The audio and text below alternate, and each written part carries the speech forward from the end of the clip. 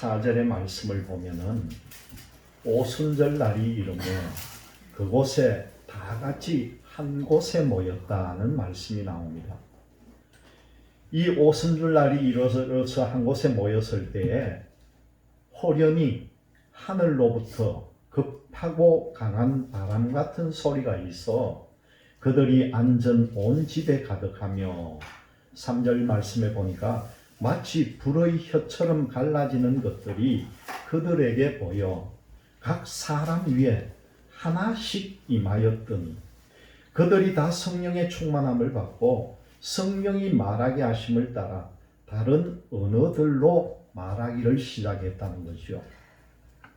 예수님께서 성천하신 후에 이 한 곳에 모였던 사람에게 예수님 성천 후에 첫 성령이 임하는 사건이 일어납니다. 근데 그 모양도 보니까요, 불의 혀 같은 모습을 한 그 성령이 거기에 모인 사람 한 사람에게 하나씩 임하더라는 거예요. 이것을 여러분들이 꼭 주의하셔서 봐야 됩니다. 이 성령을 체험한 베드로가 담대하게 설교를 하는 장면이 오늘 우리가 읽었던 말씀의 내용입니다. 이 베드로가 11사도와 함께 일어서서 목소리를 크게 높여서 그들에게 엄숙하게 말하는데, 이 시간 여러분들에게 이 말씀을 좀 쉽게 풀어서 제가 한번 재연을 해보겠습니다. 베드로가 설교하기를, 그러므로 이스라엘 온 집안은 확실히 알아두길 바랍니다.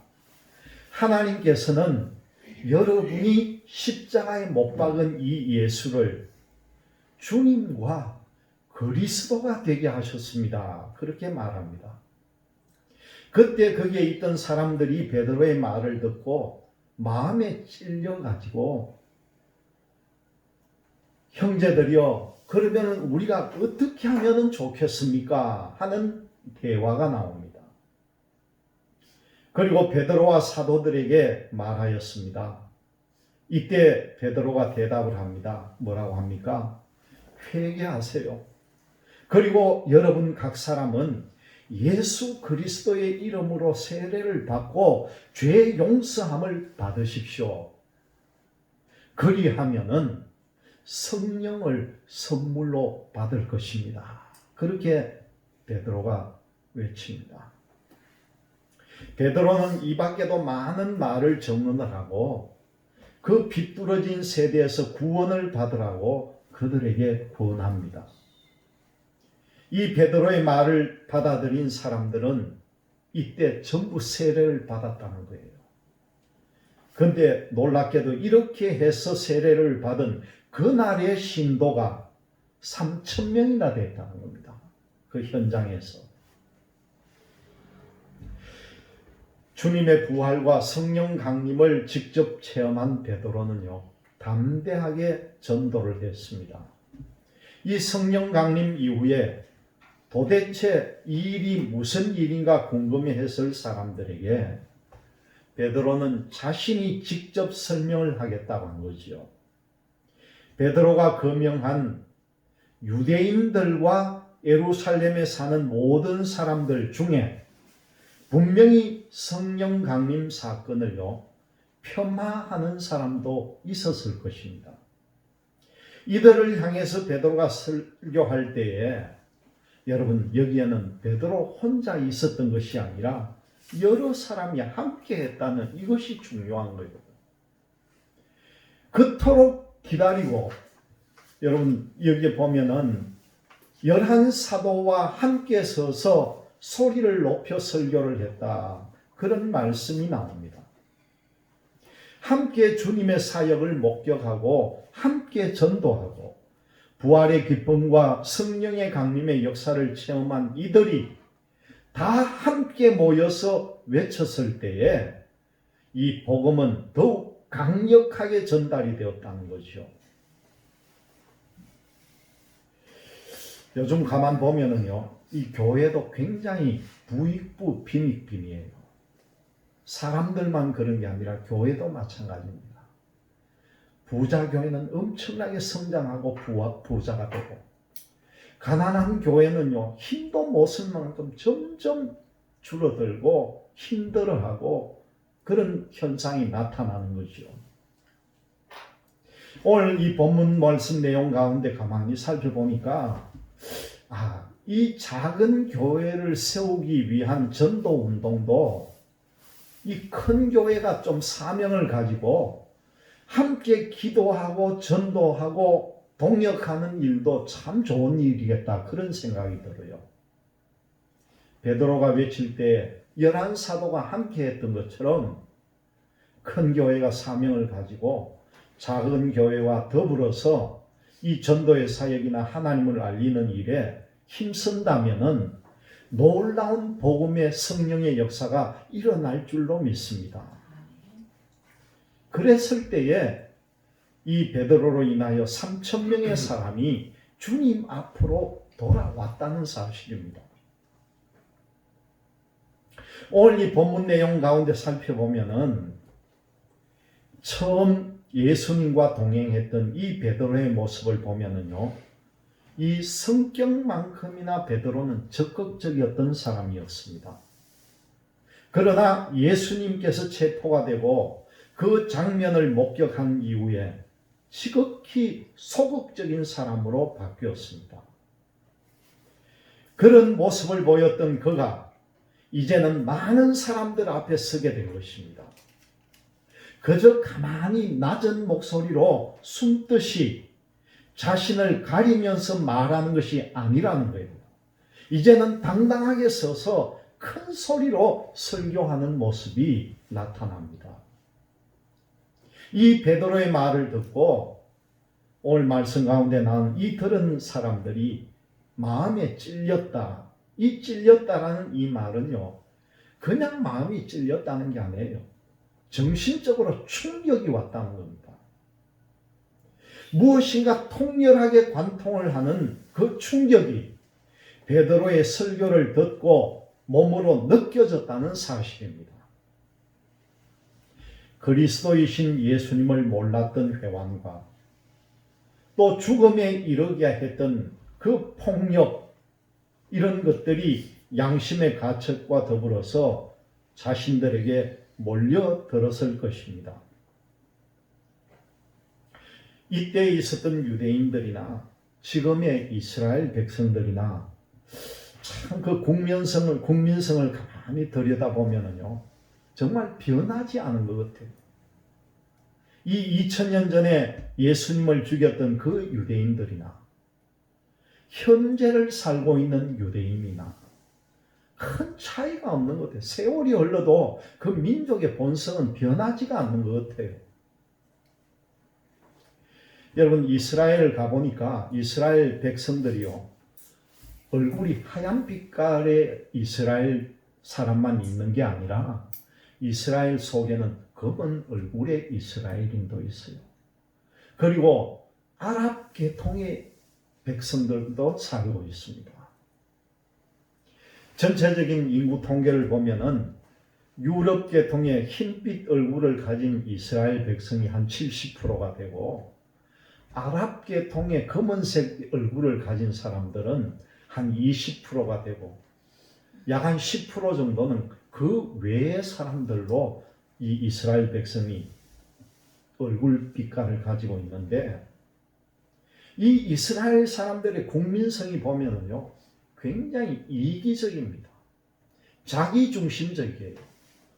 배려심이 극히 부족한 사람들입니다. 좀 실용적이고 그런 면은 있지만은 남들과도 잘 섞이지 않는 것도 있고, 그만큼 이기적인 삶을 살고 있는 거예요.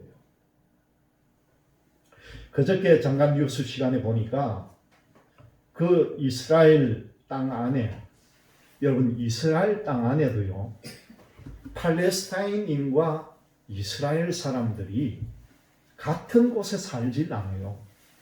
분리되어서 살고 있습니다.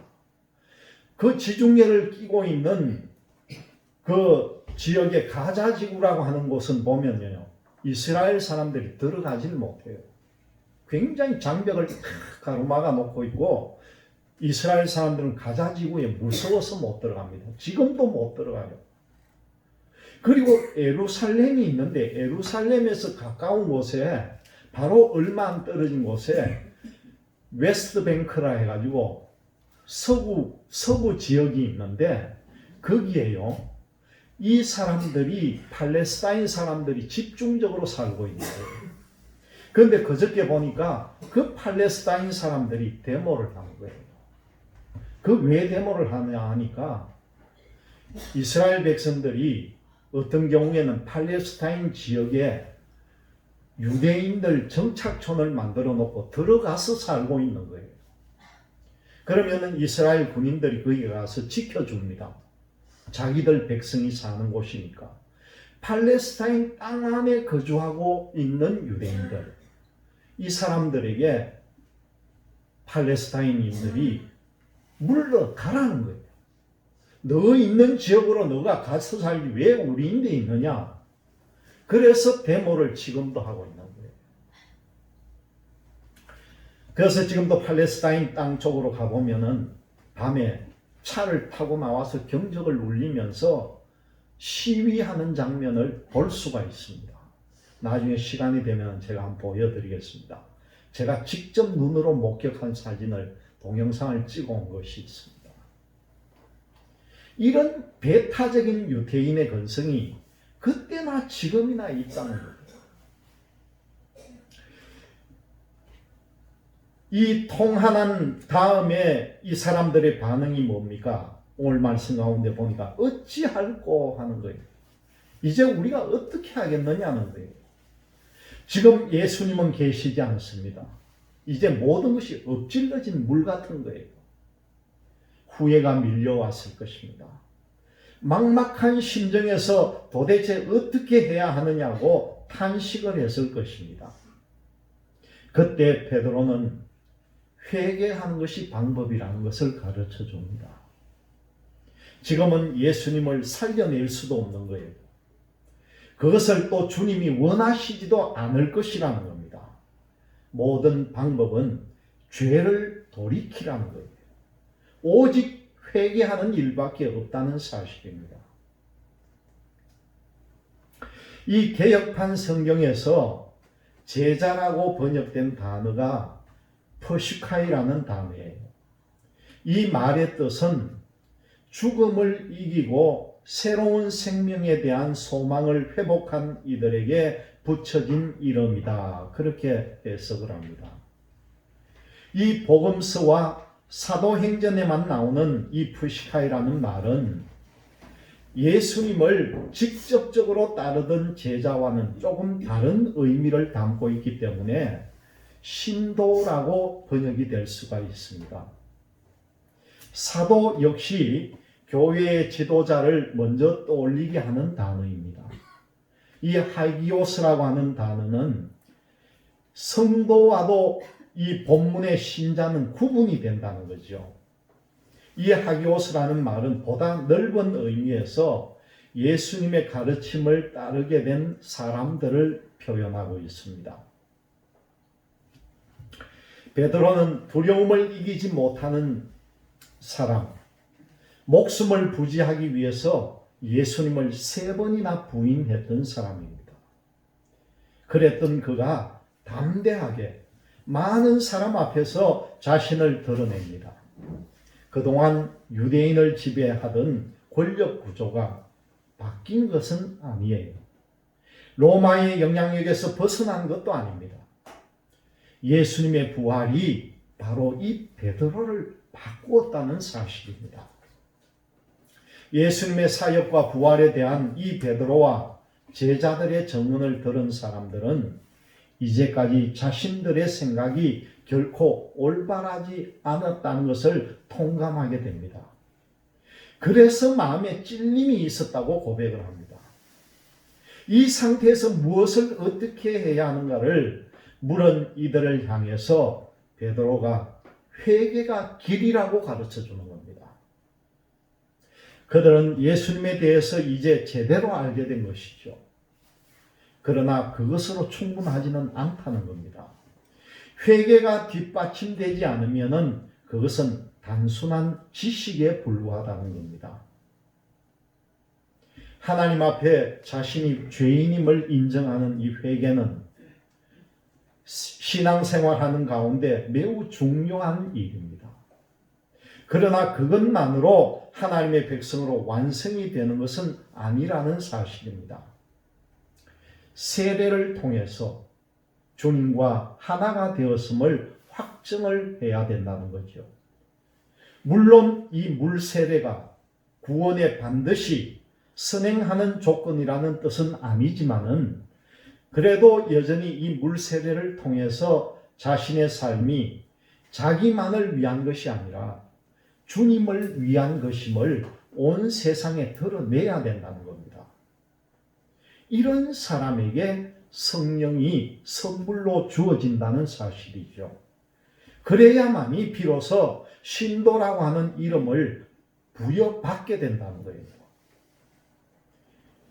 회개를 해서 죄 사함을 받고 물로 세례를 받고 그 다음에 성령의 선물을 받은 뒤에 신도라고 하는 이 부름을 받게 된다는 사실을 꼭 기억하시기를 바랍니다. 베드로는 서서 큰 소리로 설교하는 동시에 다양한 방법으로 복음을 확증하는 일에 게으르지 않았습니다. 그는 여러 말로 확증하며 권하였다는 겁니다. 이때 3,000명이나 복음을 받아들인 것은 한순간에 아무런 노력이나 시간도 걸리지 않고 이루어진 일은 아니라는 사실입니다. 한순간에 이루어지는 일은 어찌 보면 하나님의 방법이 아닐지도 모릅니다.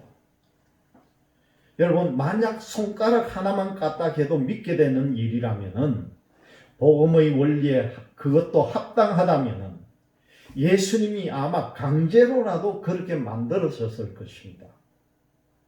그러나 스스로 주님을 생명의 주인으로 고백하는 것이 더 중요하다는 사실입니다. 이것을 위해서 베드로는 노력을 아끼지를 않았습니다. 구원에 이르기까지 설명하고 설득했다는 거예요. 이 구원의 복음은 들음에서 구원이 이루어진다는 사실입니다. 오늘 말씀을 통해 보면은 이 복음이라고 하는 것은 자동으로 전해지지를 않습니다. 누군가가 서서 큰 소리를 전해야 된다는 거죠. 한 번 외치는 것만으로 충분하지를 않습니다. 예수님과 그 가르침에 대해서 하나님의 사랑에 대해서 여러 번 전해야 할 때가 있다는 겁니다. 그리고 때로는 회개를 명해야 될 때도 있습니다. 막무가내가 아니라 좋게 회개하라 그렇게 권해야 될 때도 있다는 말씀이죠. 복음은 사람의 마음을 찌르는 능력이 있기 때문에 그렇습니다. 이제까지의 삶에 대해서 여러분들 다시 한번 되돌아보시기를 바랍니다. 이때 내가 회개를 향한 그 회개해야 되겠다고 하는 마음이 있어야 된다는 거죠. 올바른 방향을 알게 하기 위해서 회개하라 그렇게 말씀을 남에게도 할 수 있는 여러분들이 되시기를 바랍니다. 이 구원은 인간의 무관심했던 것에서도 올 수가 있습니다. 유대인들은 그리스도를 기다리고 있었습니다. 이들은 예수님에 대해서도요 너무나 잘 알고 있었던 사람이에요. 그러나 예수님이 구원자가 되신 그리스도라는 것을 알지 못했다는 겁니다. 그토록 기다리고 소망했던 그리스도가 자신들이 십자가에 죽기까지 방치한 그 예수님이라는 것을 알지 못했다는 거예요. 그래서 베드로가 이들에게 일깨웁니다. 이제 이들에게는 두 가지 복이 준비되어 있습니다. 도대체 어찌해야 하느냐고 묻는 이들에게 베드로는요 회개할 것과 세례 받을 것을 말합니다. 이 두 가지 의무를 행할 때에 하나님은 그 죄를 용서해 주시고 성령을 허락해 주신다는 사실입니다. 이것이 바로 두 가지의 복입니다. 용서해 주시고 성령을 주시는 이 두 가지의 복을 받는 그런 삶을 살게 된다는 거죠. 많은 사람들이요, 얼마나 우리는 많은 복을 구하면서 살고 있습니까? 우리는 새해가 되면 인사부터 복입니다. 새해 복 많이 받으세요. 건강이라든가 삶이라든가 모든 환경들이 복을 받기를 구하는 것이 우리 사람들인데, 옛날에 보니까 광고에도 부자 되라고 하는 그런 복 받는 광고까지 있더라고요. 세상을 살면서 그다지 바라는 것이 없다고 말하는 사람도 그 조건들을 다 들어보면은요, 복하고 연관이 없는 것은 없다는 사실을 우리가 볼 수가 있습니다. 그러면은 그 복을 위해서 우리는 어떤 일들을 하고 있습니까? 그리고 그 복은 과연 인생의 궁극적인 목적이라고 할 수 있는 것들인가 하는 거죠. 오늘 이 말씀을 통해 보면은 베드로의 설교를 듣기 전까지는 유대인들에게 그리스도라고 하는 자신들이 기다리는 구원자가 어쩌면 큰 복이었을 것입니다. 현세의 구원과 안녕을 보장해 주었기 때문이죠. 그러나 자신들이 핍박했던 예수님에 대해서 이들이 베드로의 설교를 다 듣고 난 후에 그들은요, 오히려 어찌해야 할 것인가 혼란스러워졌다는 거죠. 베드로는 이들을 향해서 회개할 것을 명하고 있습니다. 그리고 유대인들의 복 중에 하나인 그 그리스도가 바로 예수님이라는 사실을 분명히 가르쳐 줍니다. 이 회개한 영혼은 예수님을 생명의 주인으로 모시게 된다는 거죠. 참된 그리스도를 찾고 영접하는 역사가 일어났습니다. 여러분, 이 복이 무엇입니까? 회개한 이후에 세례를 받고 모두가 신자의 반열에 오른 사람에게 주님은요, 죄의 용서와 성령이라는 선물을 주신다고 했습니다. 자신들이 생각한 정치적이고 현세적인 그리스도보다 더욱 영원하고 근본적인 복의 선물이라는 겁니다. 예수님에 대해서 소개하는 설교를 듣고 그렇다면 어떻게 해야 하는가를 물었을 때에 베드로가 뭐라고 합니까? 이 예수가 바로 그리스도시다. 그렇게 이 사람들에게 선포를 합니다. 여러분, 이 시간 이 베드로의 고백이 우리의 고백이 되시기를 주님의 이름으로 기원드립니다. 기도하겠습니다. 걸어가시고 자비로우신 아버지,